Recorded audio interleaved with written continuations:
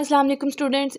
इस वीडियो में हमने इम्यूनोलॉजी के बारे में पढ़ना है। इम्यूनोलॉजी हमारा चैप्टर है माइक्रोबायोलॉजी का। इम्यूनोलॉजी का चैप्टर जो है हमने अल्केमा बुक से पढ़ना है। इसका जो चैप्टर है इन्नेट इम्यूनिटी, वो वाला हम अब पढ़ने लगे हैं। हमने पहले इंशाल्लाह इसके बारे में जनरल सी बातें करनी है, दैन हम इन्नेट के बारे में बताएंगे, एडेप्टिव के बारे में डिस्कस करेंगे, एंड देन कुछ सीरोलॉजिकल रिएक्शंस होते हैं और उसके बारे में डिस्कस करेंगे, and then hyper sensitivity reactions. ठीक है, इसके बारे में हम डिटेल में इंशाल्लाह पढ़ेंगे। इम्यूनोलॉजी का आपको पता है कि इम्यून सिस्टम की बेसिकली हमने स्टडी करनी है। इम्यून सिस्टम क्या है, उसका फंक्शन क्या है, और वो कैसे माइक्रोब को रेजिस्ट करता है, बॉडी को कैसे डिफेंस देता है, ये सारा हमने इस चैप्टर में पढ़ना है। ठीक है, इसके अलावा अब हम अगर बेसिक बातें कुछ पता होंगी तो हमें जो है आगे थोड़ा सा समझ आएगी, ज़्यादा कॉम्प्लेक्सिटी की तरफ जब हम जाएंगे। ठीक है, तो अगर हम बात करें अपने सर्कुलेटरी सिस्टम की, तो सर्कुलेटरी सिस्टम जो है हमारा ब्लड सर्कुलेटरी सिस्टम, उसके पास तीन चीज़ें होती हैं। सीरम होता है, क्लोटिंग फैक्टर्स होते हैं, ठीक है, और फॉर्म्ड एलिमेंट्स होते हैं। फॉर्म्ड एलिमेंट्स होते हैं फैक्टर्स। ठीक है, सीरम क्या होता है कि बेसिकली सीरम होता है, मैं आपको बता दूं कि सीरम बेसिकली ये है कि एक्वस सोल्यूशन है सॉल्ट्स का, प्रोटीन्स का। इसके अलावा ब्लड में क्या क्या होता है, ग्लूकोज होता है, प्रोटीन्स है, सॉल्ट है, और जैसे NaCl है, और मिनरल्स। ठीक है, तो इनका जो है ये एक्वस सोल्यूशन है। ठीक है, क्लोटिंग फैक्टर्स का आपको पता है कि प्रोथ्रोम्बिन लाइक और फिब्रिनोजिन, इनको हम क्लोटिंग फैक्टर कहते हैं, और भी बहुत से होते हैं। ठीक है, फॉर्म्ड एलिमेंट्स सेल्स को ही कहते हैं जो ब्लड के अंदर होते हैं, जैसे कि RBCs हैं, WBCs हैं, तो ये हमारे पास फॉर्म्ड एलिमेंट। ठीक है, हम एक बात की हुई है कि सीरम और क्लोटिंग फैक्टर्स के कम्बिनेशन को हम प्लाज्मा बोलते हैं। इसको क्या कहते हैं, प्लाज्मा। अगर अगर जो है ब्लड के अंदर हमने ब्लड ले लिया, एक सैंपल लिया हमने, आपको पता है जनरली जब सैंपल लिया जाता है तो उसके अंदर एक कंपाउंड होता है EDTA।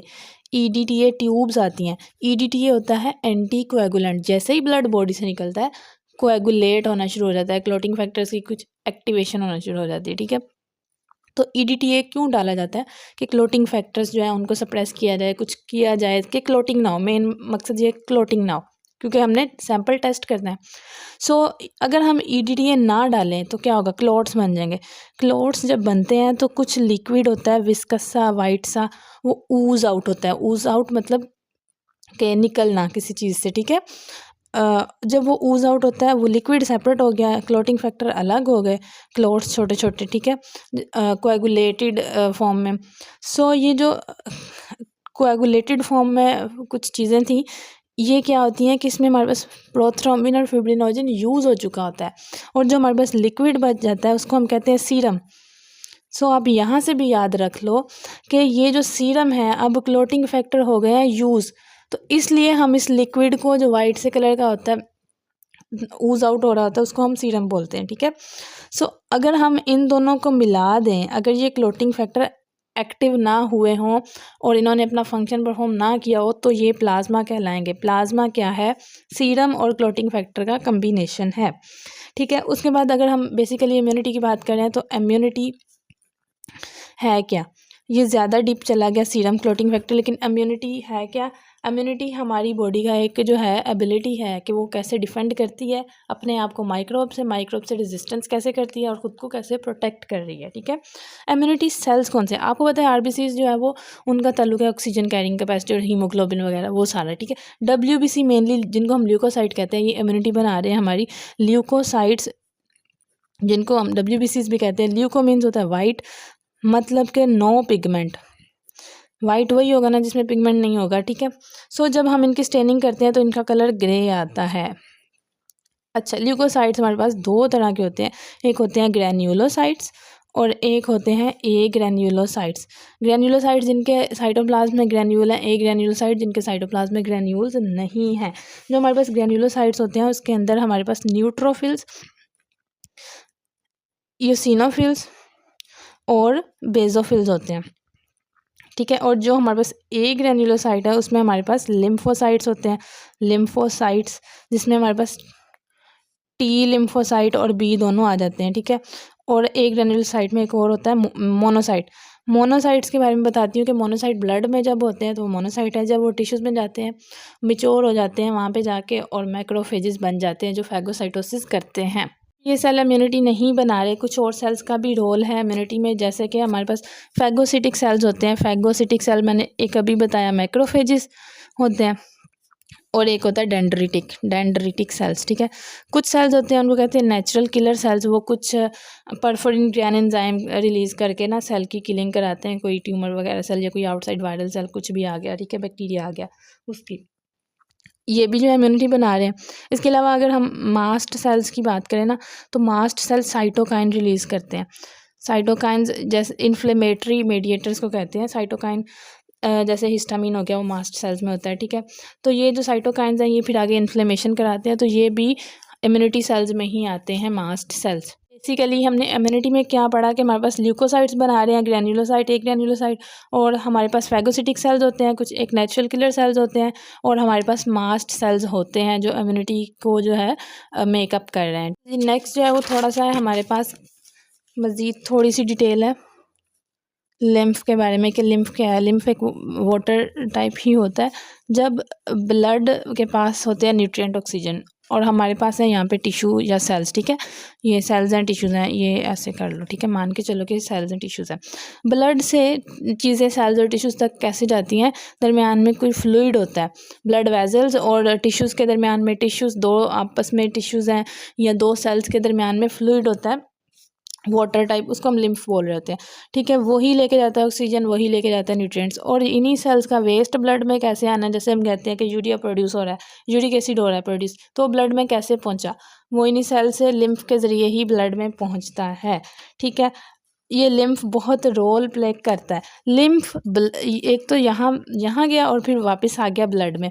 अब लिम्फ जो है ना ब्लड में पहुँचने से पहले जाता है लिम्फेटिक सिस्टम में, ठीक है। लिम्फेट हो सकता है कि हमारे सेल्स के पास कुछ डेंजरस मटेरियल हो, जैसे कि कोई वायरस हो, कोई बैक्टीरिया ने इन्वेडिंग कर दी है, किसी और पाथवे से वो एंटर हो गया बॉडी में, ठीक है। तो अब अगर लिम्फ डायरेक्टली ब्लड में जाएगा तो ब्लड में विरीमिया हो जाएगा। विरीमिया इज़ अ कंडीशन इन विच जो है कॉजेटिव एजेंट, वायरल एजेंट जो फैल जाता है पूरी बॉडी, पूरे ब्लड में। सो लिम्फेटिक सिस्टम अल्लाह ताला ने बनाया कि लिम्फ पहले इधर आएगा, देन जाएगा ब्लड में। लिम्फेटिक सिस्टम में होते हैं ऑर्गन्स, प्राइमरी लिम्फेटिक टिश्यूज़ और सेकेंडरी लिम्फेटिक टिश्यूज़। जो प्राइमरी होते हैं वो थाइमस है और बोन मैरो है, ठीक है। थाइमस ग्लैंड होता है और बोन मैरो है, ये चेस्ट बोन के पीछे होता है। आपको पता है बोन मैरो ही हमारे सेल्स जो है वहाँ से ही बनते हैं सारे, जो ब्लड सेल्स हैं। जो थाइमस है इसका क्या रोल है, यहाँ पे बी और टी सेल्स दोनों बन रहे हैं, T lymphocyte B lymphocyte bone marrow में। जो टी है वो थाइमस में मेच्योर होता है और बी बोन मैरो में, सिर्फ ये फ़र्क है। मेन बात है सेकेंडरी इसमें है हमारे पास स्प्लीन जो कि एब्डोमेन में होती है, और एक और होता है लिम्फेटिक नोड्स, लिम्फ नोड्स। मैंने कहा कि लिम्फेटिक सिस्टम में आता है, तो उसके बाद उसको हमने क्या करना है, उसमें से जरासीम को किल करना है, माइक्रो ऑर्गेनिज्म को। उसमें रोल होता है सेकेंडरी टिश्यूज़ का, सेकेंडरी लिम्फेटिक टिश्यूज़ का, ठीक है। तो लिम्फ नोड्स बेसिकली अगर हम बात करें तो ये नेक में होती हैं, आर्म पिट्स में होती हैं, इसके अलावा और भी बहुत सी जगह में, जैसे टॉन्सिल्स हैं, टॉन्सिल्स ये भी एक तरह से लिम्फ नोड्स होते हैं। इसके बारे में मैं थोड़ा सा बताती हूँ कि ये कैसे होते हैं, ठीक है। तो जैसे ये आता है ना यहाँ पे इन जगहों पे लिम्फ नोड्स में, तो लिम्फ नोड्स में होते हैं हमारे पास दो तरह के सेल, मैक्रोफेजेस और डेंड्रिटिक सेल्स। मैक्रोफेजेस और डेंड्रिटिक सेल, और अगर लिम्फ में कोई वायरस है, बैक्टीरिया है, इन दोनों की होती है फाइट, इन सब की होती है फाइट। तो यहाँ पे ये जो फाइट हो रही है ना, जंग हो रही छोटी सी, इस जंग की वजह से हो जाती है कभी कभी इन्फ्लेमेशन। तो कभी कभी लिम्फ नोड्स जो हैं वो इनलार्ज हो जाती हैं। तो जब हमारे टॉन्सिल्स इनलार्ज होते हैं तो हम कहते हैं जी टॉन्सिल्स पड़ गए। तो टॉन्सिल्स जो है वो नेचुरली होते हैं और ये इम्यून सिस्टम का पार्ट है, रेस्पिरेटरी सिस्टम वाली जगह पे होते हैं, ये गले पे, ठीक है, नीचे। तो ये जो टॉन्सिल्स हैं इनका बहुत अहम रोल है, और इनमें जो है मैक्रोफेजेस और डेंड्रिटिक सेल्स माइक्रोब्स के साथ फाइट कर रहे होते हैं। दैट इज़ वाई टॉन्सिल्स कभी कभी इनलार्ज हो जाते हैं, इन्फ्लेम्ड हो जाते हैं। ताकि लिम्फ कैसे जाता है ब्लड से, कैसे चीज़ें जाती हैं टिश्यूज़ के पास, और टिश्यूज़ से वापस जब ब्लड में गई तो घूम फिर के पहले लिम्फेटिक सिस्टम में आई, फिर लिम्फ नोड में, और फिर ये यहाँ से ब्लड में जाता है, ठीक है।